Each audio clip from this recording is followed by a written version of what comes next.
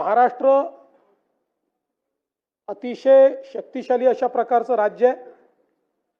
आता कुठलाही संभ्रम ठेवण्याची आवश्यकता नाही।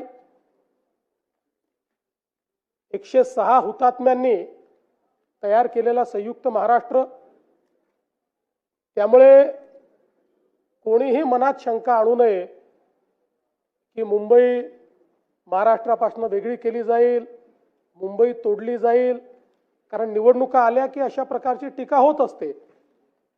म्हणून या सभागृहामध्ये मी निश्चितपणे सांगतो की मुंबई कालही महाराष्ट्राची होती, आजही महाराष्ट्राची आहे आणि जोपर्यंत चंद्र आणि सूर्य आहे तोपर्यंत ती महाराष्ट्राचीच राहील।